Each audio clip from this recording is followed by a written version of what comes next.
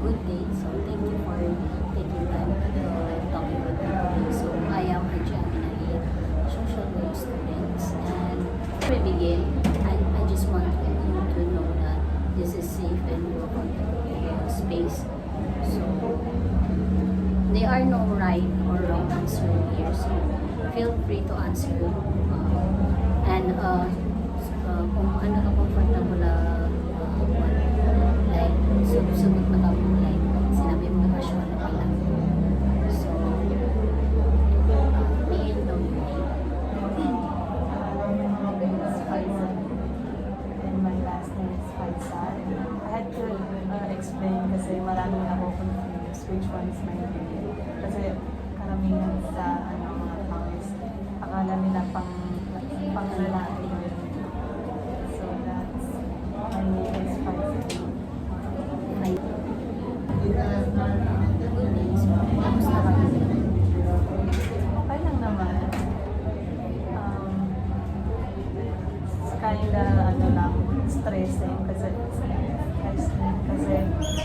I was from the college which is nag-freelance ako ngayon, and I was 5 hours waiting sa advisor ko, hindi ko naman.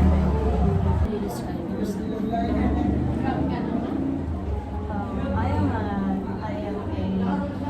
introvert person. Actually, napaka-mahiyain ko, pero if someone match my energy, nakakaya ko naman pagsabay. Kung ano yung mga nagpapasaya sa'yo? The things that makes me happy, some of these are my hobbies, like cooking, journaling, and of course eating. And then, sino yung mga tao na malapit sa'yo? Specific pa na name. Okay lang. I have my friends, and of course, I am very close to my siblings. I have 5 brothers, and yan lang. What are your motivations Traditions in life?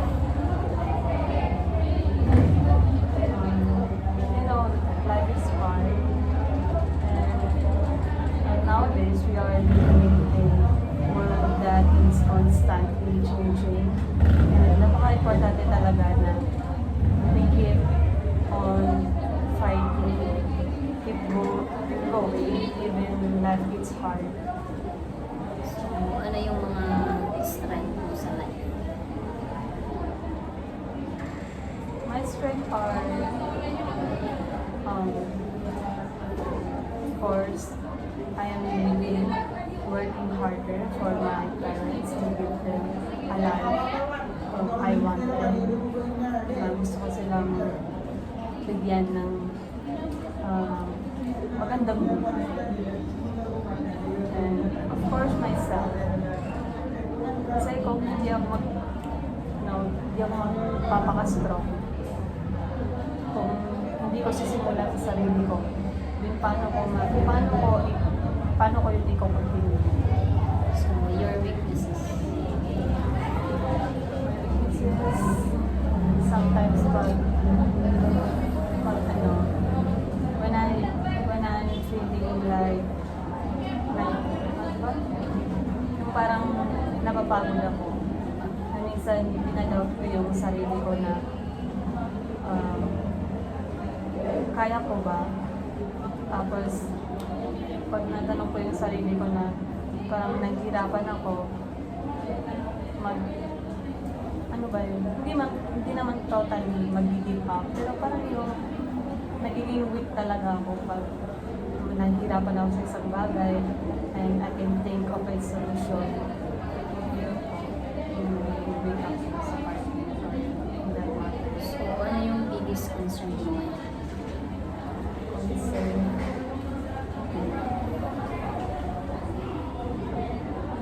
I'm very concerned about my future. natatakot ako na after I graduate, what if wala akong mahanap na job? Kasi nowadays kasi na alam naman natin yung mga bakal-bakal, mga ganyan. Kahit mga diploma ka pa, dito sa Pilipinas, kahit dapat talaga na makuha ng trabaho.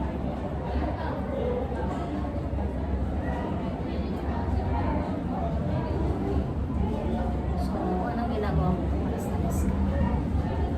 When I'm stressed, ang ginagawa ko talaga is pagsusulat, journaling, whatever emotions na nararamdaman ko, sad, happy, or exhausted, frustrated, I will just write down my thoughts and it will help me ease my feelings na sa ganung paraan medyo napapagaan yung loob ko into writing.